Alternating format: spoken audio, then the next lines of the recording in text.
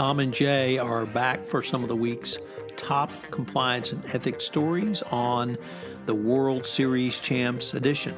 This week we take a look at Deputy Attorney General Lisa Monaco's announcement on changes to white-collar enforcement, why health should be a part of ESG, tracking third-party risks. We ask what is effective compliance.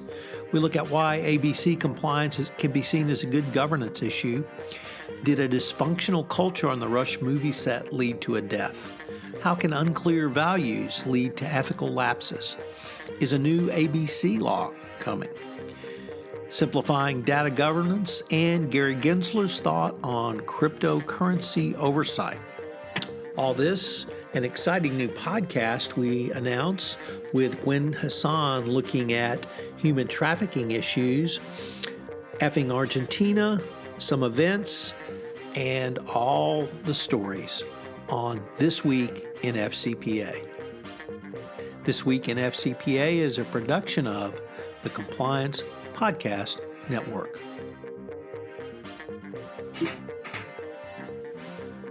Hello, everyone. This is Tom Fox, back again with Mr. Monitors himself, Jay Rosen, for This Week in FCPA, episode 276, for the week ending November 5th, 2021. Yes, we are in November. The World Series Champs edition. As I mourn the Astros' loss in the World Series, I still tip my cap to the world champ Atlanta Braves. Jay and I return to reflect on some of the week's top compliance and ethics stories in the World Series Champs edition. Jay, what say you? I say we're on to Carolina. So, Jay, we had a lot of commentary this week. You and I have exchanged some IMs and some emails about some very interesting comments made by the Deputy Attorney General, DAG, Lisa Monaco, last week, where she announced some changes to white-collar enforcement, specifically the FCPA. Matt Kelly, the coolest guy in compliance, wrote about it. I wrote and am writing about it. We took a look at it in compliance into the weeds. I know you attended a webinar on it, and I think every law firm in America with a white collar practice has written about it. Maybe I could start off by asking you what you thought were maybe a couple of the highlights from where you sit. Sure, Tom. I think number one from a monitor's perspective is that there's a new game in town, and we've commented quite often over the last administration that the number of monitorships were basically negative or zero over the last 3 to 4 years. And one of the things that's really telling about the remarks that the DAG made, which she said, effective immediately, monitors are a solution now, and they're not something that should be looked as a punitive solution, but it's something that if a company has issues with ethics and culture and their processes and procedures, by bringing in the monitor, it is not to punish them, but it is to help them. So it's great to be seen as an ally now instead of an adversary. So that would be my top takeaway, Tom. Jay, I had a couple of others I'd like to throw in for the compliance professional. Number one, recidivists will be looked at much more closely now. That ties into, I think, your thoughts or observations, rather, on the monitorships. And I think the Department of Justice will take a much closer look at whether a company really has the will to implement and enforce what they agree to in a settlement agreement. The second thing is a reversion back to the Yates memo, which requires companies to self-disclose information on all participants or potential participants in any FCPA violations, just not those substantially involved. And next is a review of DPAs and NPAs.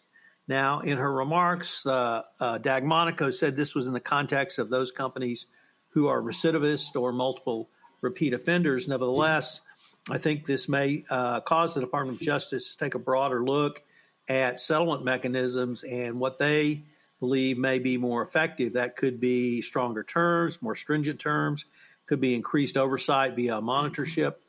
And the last thing is that with any company that now is an enforcement action, the DOJ is going to look at their entire culture of compliance, not simply anti-bribery, anti-corruption compliance. So have you been involved in tax disputes? Have you had EEOC issues? Do you have Department of Treasury issues? Do you have OFAC? Any other legal compliance issues? And the DOJ is going to take a much more holistic view of a company's entire culture and whether they comply with all laws. That really means a couple of things for the compliance professional. You may not have really looked at other areas of compliance, and you may now be forced to. And if you're going to be evaluated on them, how much work are you going to have to put into those other areas? Even something as basic as, is there one repository of knowledge in the company that knows about all open company investigations or company violations or company settlements? Certainly that could be in the legal department, but not necessarily. And someone's going to have to respond to that and be a repository of information for the Department of Justice, whether this spreads to regulators or such as the Securities and Exchange Commission or others is unknown as yet. And finally, the Department of Justice is going to take a comprehensive look at settlement agreements, DPAs and NPAs specifically. And so it's unclear if that will include outside parties. I know Matt Kelly wrote that he certainly thought that was a good idea.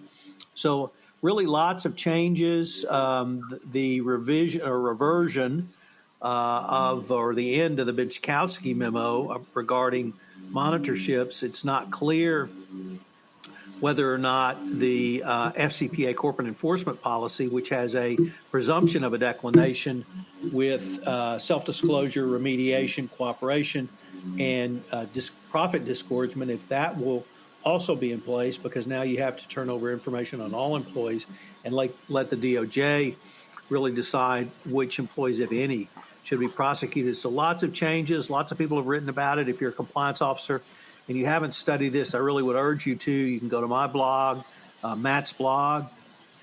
Mike Volkov wrote about it. We've all cited to the original text of the speech. So check all of those things out.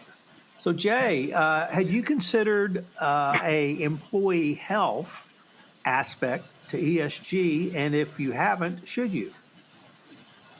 I think you definitely should, and we're going to quote an article here by John Godfrey, which appeared this week in Corporate Compliance Insights.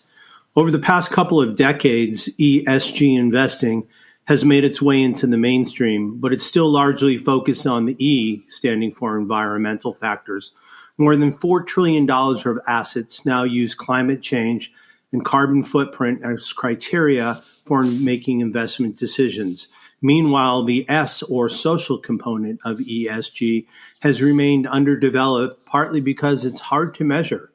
Within this category, health remains low profile, so investors and companies' treatment of health issues is today broadly where climate change was almost 2 decades ago. COVID-19 has highlighted the parallels between the climate and health, and there's a case to make that it may be time for companies to put their operational and investment muscle into influencing a public health agenda. In short, business needs to be more front-footed about developing ESHG, specifically calling out the health in ESG investments. And the author would like to suggest that health is the new frontier for ethical and sustainable business. The pandemic has underscored in an extreme way that economic performance depends on population health. However, at any time, the costs of poor health and health inequalities are enormous, impacting at macroeconomic, microeconomic, and even individual levels. So how can companies operate in this new ESHG framework? To start with, businesses need to acknowledge that their outputs and products can often influence health negatively. There are ways that we can address this imbalance. The lowest hanging fruit within the workplace may be rethinking the cafeteria menu, well-being services, gym memberships, even better work environments.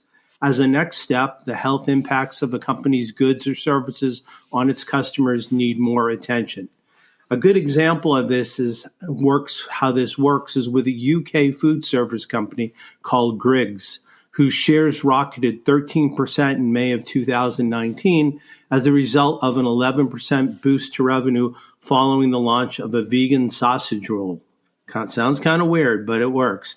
Interestingly, brokers assessing Grig's performance now see these actions as the equivalent of greening, a major topic in the ethics playbook and equally action-oriented. Looking across other industries to see how this framework might be deployed, look at furniture makers. It might mean identifying alternatives to toxic chemicals used in plastic and wood stains. Or for a middle-of-the-supermarket processed food companies, it could amount to a complete product redesign like Griggs did, reverse sugar and heavy-fat Western diets that create imbalance in gut bacteria. Bottom line, companies can look up and down their value chains to discover where doors exist to open up possibilities for better health outcomes. As companies are thus transforming themselves, institutional investors can proactively offer a carrot or stick to businesses by adding H to their ESG expectations. Why business needs to step in.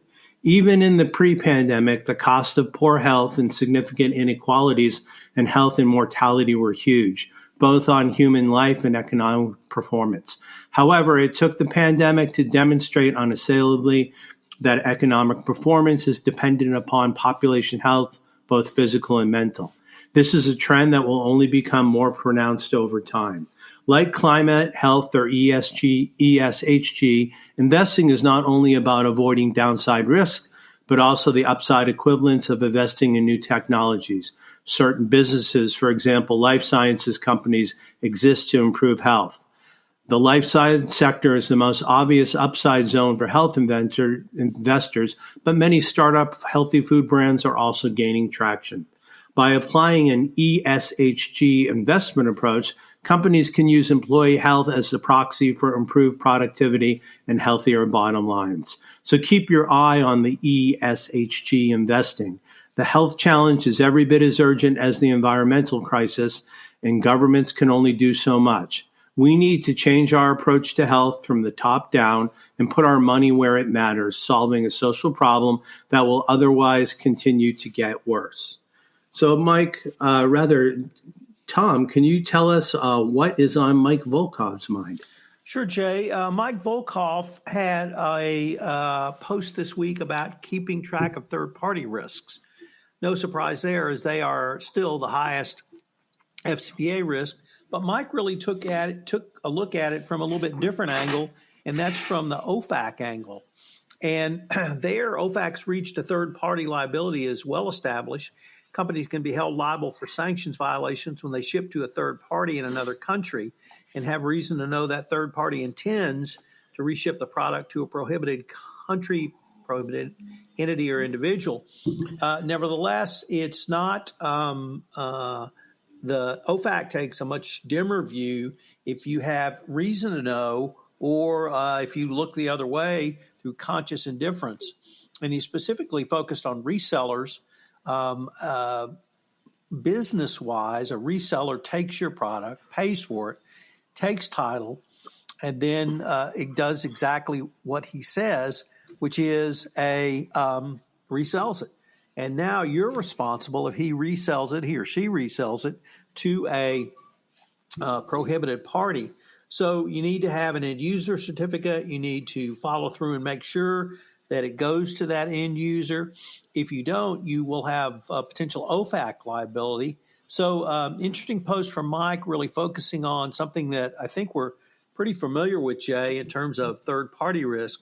But you can get into OFAC sanctions violations just as you can under the FCPA. So if you're selling goods overseas and you're using resellers, you need to be put some risk management strategies in place. And Mike talks about those as well. So good remembering on third-party risks.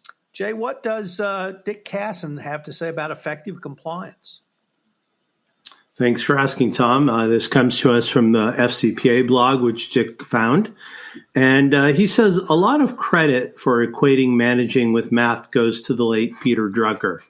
He's famous for quotes that say, what gets measured gets managed. And he also said, if you can't measure it, you can't improve it. Those pithy quotes launched 1,000 quantitative B-School courses. If management is about math, what does that mean for managing compliance? Put another way, can we measure compliance?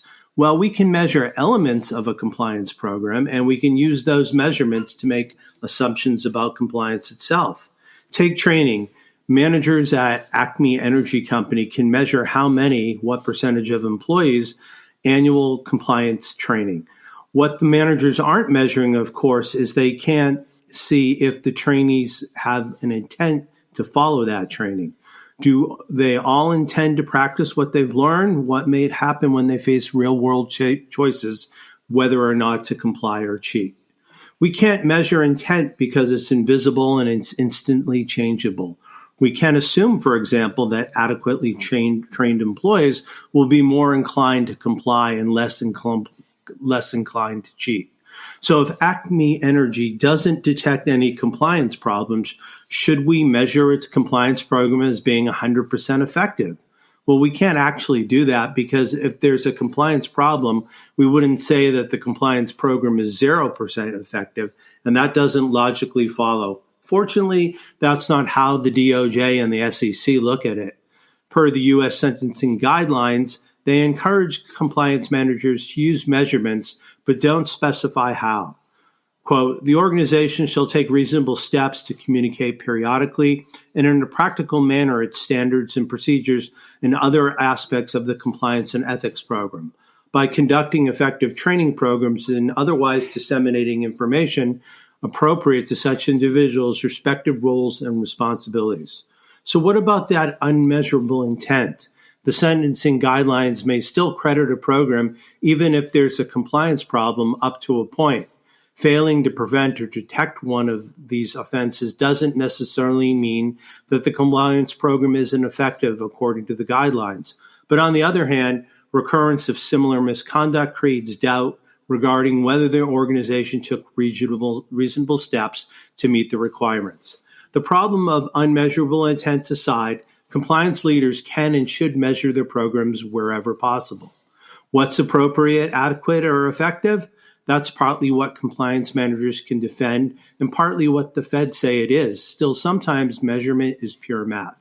Other times, as with compliance programs, measurement is math plus professional judgment, plus benchmarking, plus real-world outcomes, plus external expectation. What does that mean for compliance professionals? Don't stop measuring just yet. Tom, next up, we've got an article from the New York Times about why it's so hard to speak up at work. So actually, Jay, I switched this one out for another article that comes to us from the Global Anti-Corruption blog, a guest post by Joe Grady. And the reason I switched it out, Jay, is the post is entitled Shifting Anti-Corruption Messaging from Crime and Punishment to Guardrails for Good Governance. And I really thought this article touched upon some points that are becoming more and more evident and more important, which are that compliance really is seen as good governance. You've already talked about ESG. Well, you talked about the S. Well, I'm now talking about the G. Now, Joe Grady talks about this in the context largely of foreign governments, and putting guardrails around foreign governments so that they don't engage in bribery and corruption. But Jay, as I read this, I thought about the message from the Department of Justice around crime and punishment, moving from crime and punishment to really good guardrails for your corporation. And although we detailed some of the potential enforcement changes that Lisa Monaco talked about, we really did not speak to her lengthy opening remarks around corporate culture. And good governance is a good an indicia of good corporate culture. So the this message that it really goes along with a much more positive message for compliance, and that when you have good governance as a pragmatic solution of compliance, it focuses less on good and bad people and more on building and strengthening the key mechanisms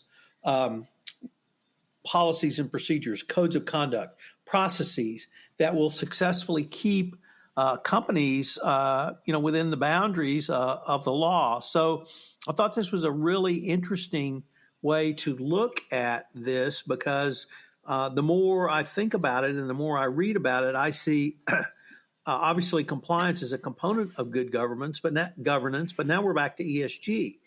And if companies are going to have a robust ESG, they must have the E, the S, and the G.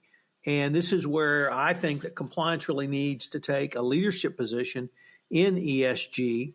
And if you think of good compliance as good governance, and if you think of the regulators and enforcement agencies wanting to move companies towards good governance through compliance, it really ties it all together in a way that, frankly, I hadn't thought of. So I thought that would be a great article for people to give a think.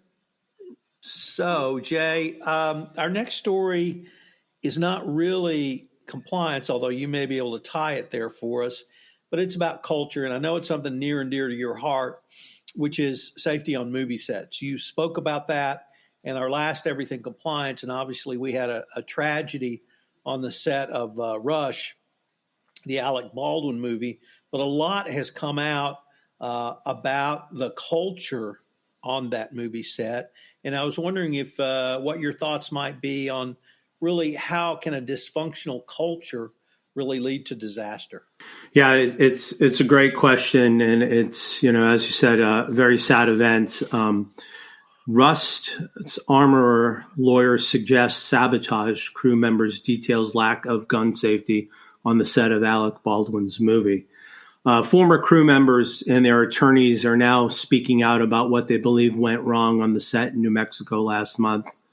And Lane Looper, who served as the first camera assistant until resigning the day before Hutchins was killed, appeared Wednesday on Good Morning America, and he said, quote, "In his 10 years as a camera assistant, he's never worked in a show that cared so little for the safety of its crew," Looper wrote in his resignation letter. He wasn't the only person to feel that way.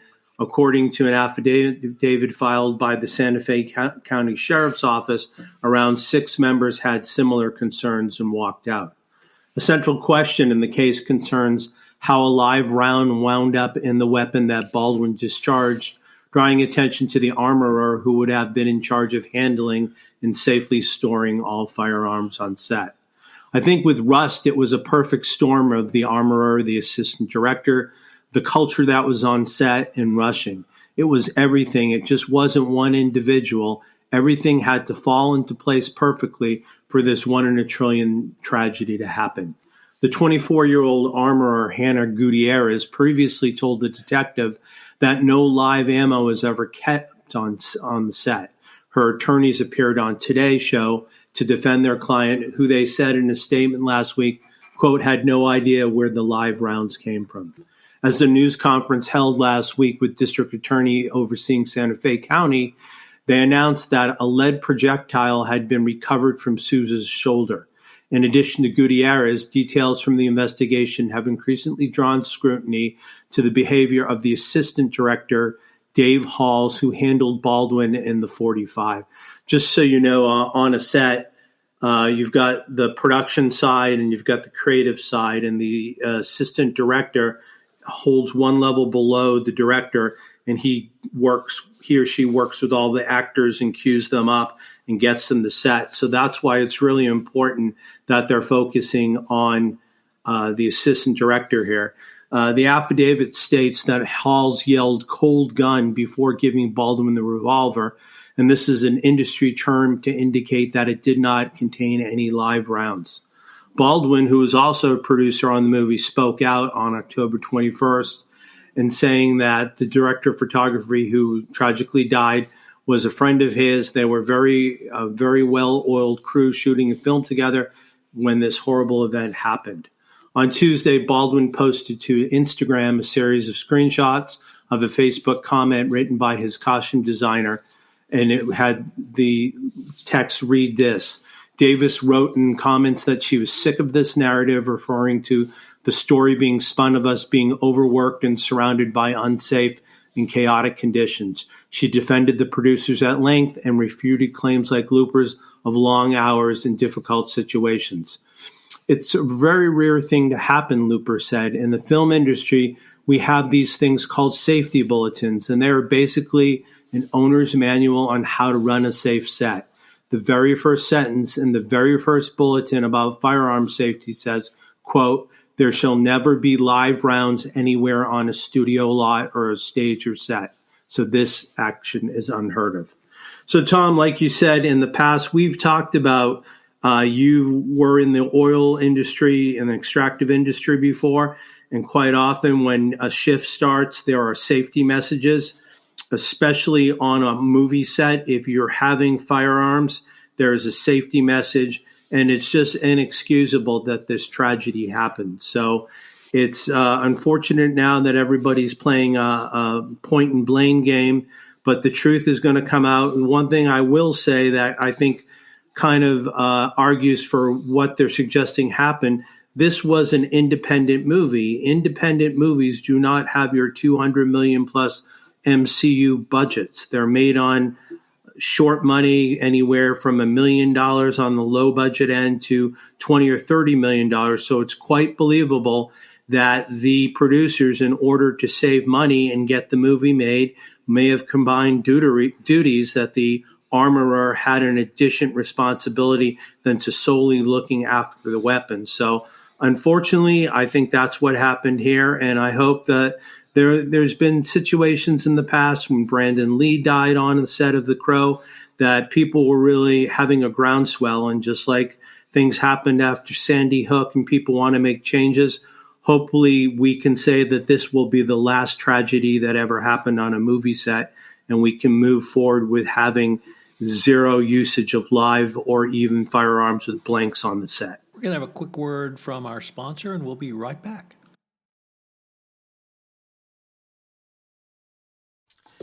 The North Star for every employer, manager, and HR professional is to create a supportive culture where the employees are empowered to reach their full potential. Now more than ever, that objective starts with Ginger, a comprehensive mental health system for employees. Right now, there is little that is more important than mental health in terms of getting the most out of employees. Ginger is reinventing mental health care to provide immediate and on-demand personalized support for your employees. Here's how it works. Ginger brings immediate, high-quality mental health support right from a smartphone. With Ginger, members can connect with behavioral health coaches via text 24/7. This revolutionizes mental health care for employees in terms of having an on-demand access to mental health support. Employees can get help with setting and working towards goals around anxiety, sleep, relationship, stress, and much more. For in-depth care, Ginger offers video therapy and psychiatry. Coaches, therapists, and psychiatrists work together to ensure each Ginger member gets seamless care tailored to their lives. Nearly 25 million people around the world have access to the Ginger on-demand mental health system. Sign up your team today. To learn more about how Ginger can support your employees' mental health, visit ginger.com/compliance. That's ginger.com/compliance.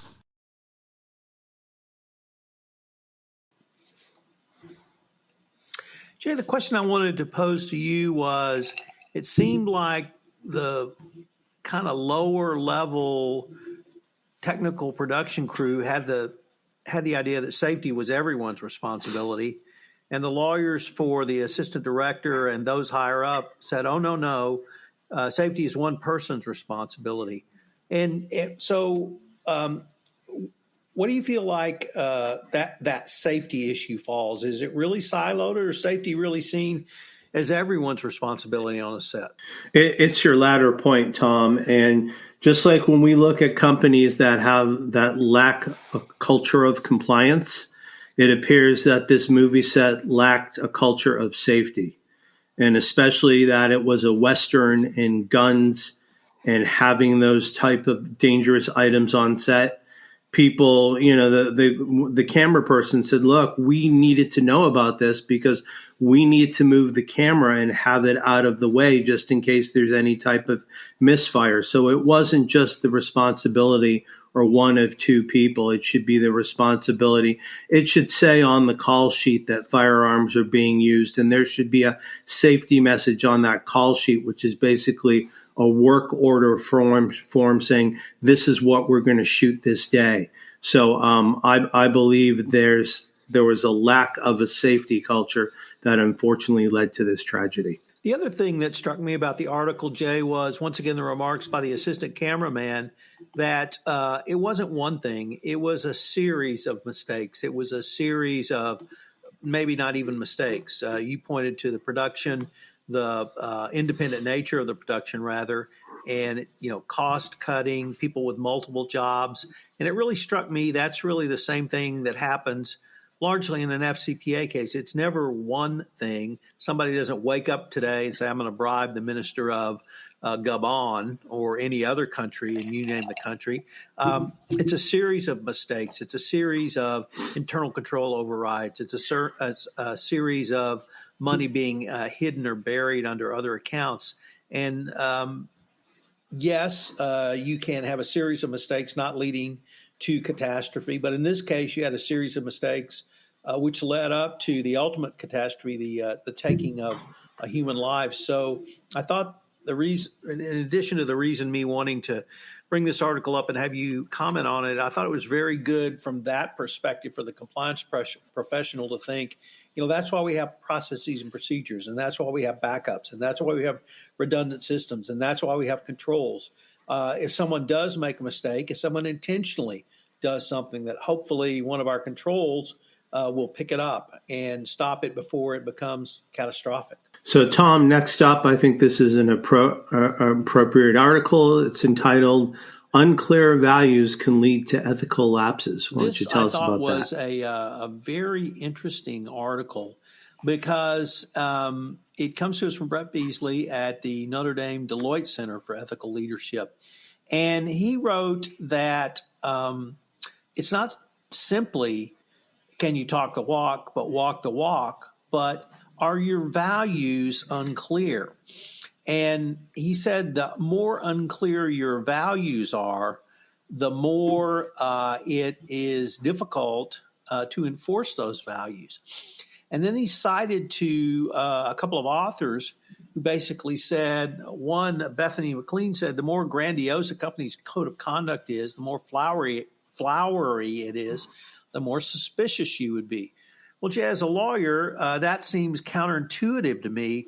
Nevertheless, the article and the research seems to indicate that that's exactly true. And so what Brett Beasley suggests is simply pursue fluency. And he really gives some examples, such as never use a metaphor or figure of speech when you're trying to get a point across in a code of conduct, but never use a short, and these come from George Orwell, so you have to say they come from a pretty good source. Never use a long word when a short one will do. If it's possible to cut a word, cut a word. Never use the passive when the active will do. Never use a foreign phrase, scientific word, or jargon when everyday English will work. And it's really, I think, a great lesson from a school of a very good writer on why it's important to be direct and concise in your code of conduct. And once again, as a lawyer, it seemed a little bit counterintuitive to me. Gosh, you can't have a lot of legal words in there, obfuscating the entire message. But maybe the point is be direct, use plain English going forward. I know you've written a fair amount of words in your lifetime. And is that type of communication strategy valid from where you sit? Well, I think if you want to really appeal to people's sense of doing the right thing and making it easy for them, I would always say to use the shorter words, the dollar words versus the 50 cents words. So, although you lawyers kind of bill by the word, or is it the hour? I can't remember. But I would say that the letter. I would say, especially when you're trying to deal with everyday people, you got to make it as easy as possible for them to follow instructions. So, Jay, what's the coolest guy in compliance got for us this week? Well, this also comes to us from his Radical Compliance, and we've got some more acronyms and jargon that I'm going to be throwing at our readers. A bipartisan group in Congress has revised legislation that would make it a crime for foreign government officials to demand or accept bribes from a U.S. company to serve as a statutory counterpart to the FCPA, the Foreign Corrupt Practices Act. This act is called the Foreign Extortion Prevent Act, and I will say FCPA, I hope that is the right way. This has been kicking around the House of the Representatives since 2019, and this past Tuesday, Senators Sheldon Whitehouse and Tom Tillis, a Democrat and Republican, introduced this companion bipartisan legislation. It's illegal for American business to pay a bribe abroad, so this bipartisan legislation makes it illegal for a kleptocrat to demand one, White House said. The bill proposes that any foreign government official guilty of its provisions would be subject to monetary penalties of up to $250,000, 15 years in prison, or both. And much like the FCPA, the Foreign Extortion Prevention Act defines bribery and solicitation of bribes broadly. From the text, it shall be unlawful for any foreign official to corruptly demand, seek, receive, accept, or agree to receive or accept anything of value personally or in affecting interstate commerce in return for being influenced in the performance of an official act, being induced to do or omit to do any act in violation of official duties, or 3, conferring any improper advantage in connection with obtaining or retaining business or with or directing business. So will FCPA actually go anywhere? FCPA does have plenty of support from all the usual good governance group, Transparency International, Coalition for Integrity, Oxfam of America, and more. It also has support from the U.S. Chamber of Commerce, which may win over some Republican lawmakers. Matt's question, however, is this. If FCPA does become law, how will its existence on the book affect enforcement of FCPA violations? For example, if the Justice Department insists that a company under investigation must provide evidence against all participants in the wrongdoing, if that company wants cooperation credit, wouldn't it mean the company would also cooperate in FCPA prosecutions too? And I mean, by definition, the foreign official accepting or soliciting the bribe or complicit in the scheme. And if a company did need to cooperate in FCPA prosecutions, how would that work in practice? Even better, if the foreign official is a high priority target for the U.S. government on some national security grounds, like, say, a crony of Vladimir Putin that the feds want to indict to exert pressure on the Russian president, would that perhaps give the company a stronger hand in its FCPA case? Some, if you want to nail this guy, we want a non-prosecution agreement with no penalty sort of gambit. Of course, for any of these scenarios to come to pass, Washington first needs to pass FCPA into law. So let's stand by and see what happens. Tom, how do you go about simplifying data governance? Well, Jay, we earlier talked about governance, good governance in the context of compliance and ESG. But before we get to this article, we learned last week about Meta and the metaverse.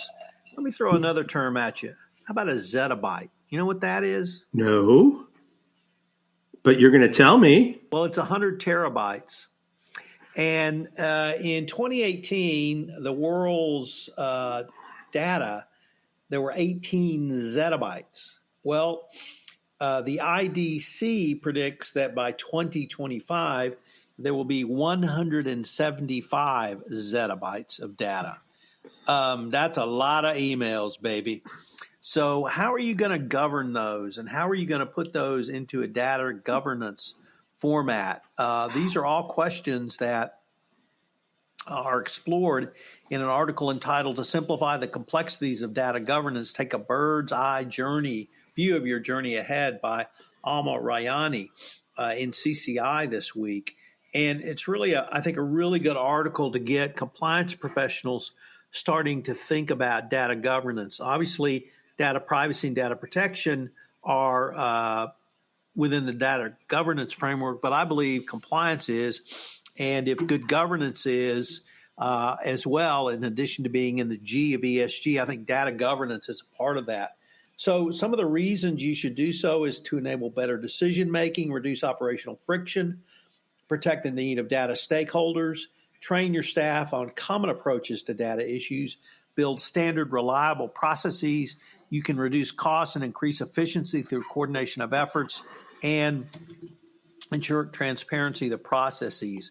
So data governance is going to become more and more important, I think, literally because of ESG, but also the amount of data, and of course, data privacy, data protections laws such as the GDPR are going to demand this. So I think it's going to wrap around compliance quite a bit, and I hope the compliance practitioners listening to this will really try to start to get a handle on data governance, not simply compliance data, but really all data. And once again, it's going to be a part of ESG. Jay, our final story is about SEC Chairman Gensler and his recent remarks around crypto. What did he say that interested you? Sure. So this comes to us from the Wall Street Journal, Risk and Compliance Journal, from our good friend Mengqi Sun. SEC Chairman Gary Gensler said the regulator will be very active in bringing the digital currency market under its protection framework as the Biden administration increases scrutiny of cryptocurrencies. Mr. Gensler's remarks Tuesday at a conference hosted by the Securities Industry and Financial Markets Association came a day after the Treasury Department-led panel issued a report on stable coins, which are cryptocurrencies pegged to assets such as the U.S. dollars. As the report asked Congress to impose a new regulatory framework around stablecoins and to limit the issuance of such digital assets to banks. Stablecoins are issued by companies such as Tether Limited and Circle Internet Financial, and they're designed to combine the ability to trade quickly online like Bitcoin with the stability of national currencies such as the dollar. But the panel said stablecoins could fuel instability if users come to doubt the value of the underlying assets that keep the prices stable. Mr. Gensler compared cryptocurrencies, which have been around for 13 years, to a teenager adding that he believes the technology won't reach adulthood if it isn't brought within the broader regulatory oversight for issues such as anti-money laundering and tax compliance. There's a lot of hype and there's a lot of investors on one hand reaching for yield who are hoping to have a little bit better future. But these platforms right now generally have not come into either the Commodity Futures Trading Commission or the SEC to be within an investor protection framework, Gensler said. Stablecoins hold about 5% of the crypto asset market value, but represent 75 to 80% of the crypto transactions volume, Mr. Gensler said. He suggested that members of the securities trade group work with their lawyers and accountants to ensure consumer protections are in place rather than simply seek approval from banks and regulators. So it sounds like even though cryptocurrencies are at their bar mitzvah year, they still must have to stay in secondary school to get a little bit more seasoning. So that's my pithy outro on the 10 stories for this week. Tom, is there a new podcast that we need to tell everyone about?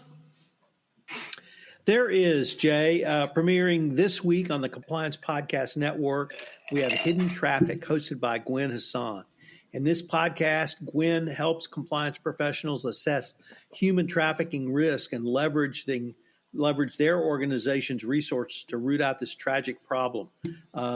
Episode 1 dropped this week. Gwen visits with Matt Friedman. If you have not heard Matt Friedman before, he's one of literally the world's leading experts, and he's got some just gut-wrenching stories about sexual exploitation and a much broader remit, though, than simply that. So I'm really excited to have Gwen joined the CPN. Gwen was one of the first compliance professionals I met who was talking publicly about human trafficking from the corporate perspective and how corporations needed to look into their supply chain. And Jay, if we could tie into ESG yet one more time, that's directly into the S. Who's in your supply chain?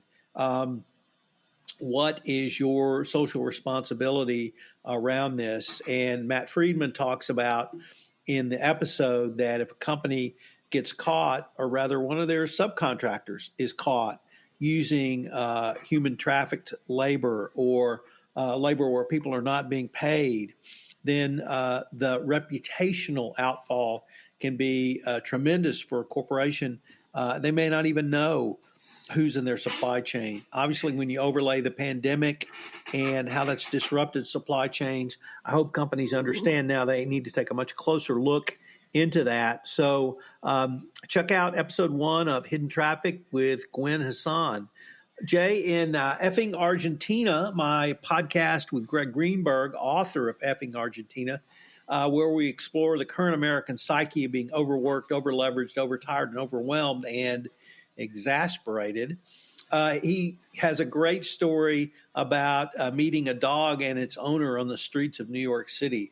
I won't give away the the punchline or the money shot, as you movie people would say, but it's worth the entire story just for the money shot. So the Effing Argentina, you want to tell us about this month on the Compliance Life? Yeah, this month, Tom is sitting down with Wendy Badger, who's the CCO at Tenet.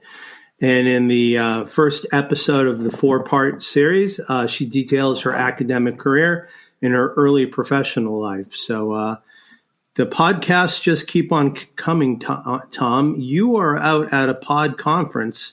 What have you learned at this new event that you're at? So I'm at Podfest Global, the Origins Conference, and it's being held in Tampa.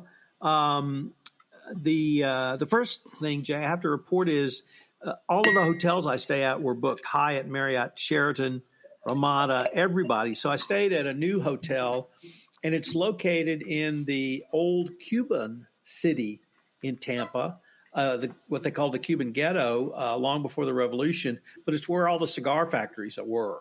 And there are many cigar bars in the area. So for you cigar aficionados, if you come to Tampa, stay at the Hotel Haha, or Haya, I should say. It's a great walk down the street. But the conference is great. I talked about the Compliance Podcast Network today and building a network. I learned about active listening, about interviewing skills, about hiring outsourced folks. And I learned some new strategies I'm going to try to incorporate into some of my podcasts as well as we move, as the podcast industry becomes more mature. And certainly someone like myself who started podcast really as a passion project and something that was seen as a lot of fun, that I've been able to move to a robust business model with the Compliance Podcast Network. So expect some big things out of the Compliance Podcast Network next year. We're over 80 shows now. I've got 4 new shows premiering in November on my own. So hopefully we have some other new non-Tom Fox podcasts in development. But kudos to Gwen. She really knows as much about human trafficking as anyone in the corporate compliance world. And I'm so thrilled that she's really spread her wings out, much like Mary and Lisa did a couple of years ago when they started the Great Women in Compliance. I think Gwen will really become that voice in compliance podcasting around human trafficking. So I guess you probably saw the World Series, Jay. Are you going to also tip your cap to the Atlanta Braves? Yeah, because they used to be the Boston Braves many years ago. I have a signed Henry Aaron baseball when he was on the Boston Braves that my dad got when he was a little boy. So kudos to them. And now we can start focusing on football, basketball, and hockey. Except I don't know. Is there any hockey in Texas? Not in Kerrville. Not in Kerrville. So, Tom, last thing, number 15, Can you tell me how a compliance Bible became a bestseller? Sure. I was contacted by Bestseller TV, and they said, we want you to be on Bestseller TV because you have the top compliance Bible. So I got interviewed by Bestseller TV for the Compliance Handbook 2nd edition, published by LexisNexis, authored by myself, which came out in June. The interview was a ton of fun. I hope you'll check it out. But equally importantly, I hope you'll buy the handbook. It is for the compliance professional. It's how to design, create, and implement a best practices compliance program. So check out Bestseller TV, then go to the LexisNexis website and buy the book. Jay, you want to take us home? Tom Fox is the voice of compliance, and he can be reached at tfox@tfoxlaw.com. And I am always your Mr. Monitor, Jay Rosen. I can be reached at the initial J, ROSEN, at affiliatedmonitors.com. So we'd like to thank you for joining us for this week in FCPA, episode 276 for the week ending November 5th, 2021, the World Series Champs edition. Both Tom and I tip our caps to the Atlanta Braves, and we thank you all for listening to our podcast and spending some of your week and weekend with us. And we will be back here next week when we talk to you about this week in FCPA. Thanks so much for listening to this episode. I hope you'll check out the latest addition to the Compliance Podcast Network, Hidden Traffic, a podcast hosted by Gwen Hassan, where Gwen looks at the international scourge of human trafficking, and more importantly, the response a corporation and compliance professional can make to help fight this scourge. Once again, Hidden Traffic, hosted by Gwen Hassan on the Compliance Podcast Network. Hope you'll join Jay and I again next week for another episode of This Week in FCPA. Thanks again for listening. This podcast is a part of the C-Suite Radio Network. For more top business podcasts, visit c-suiteradio.com.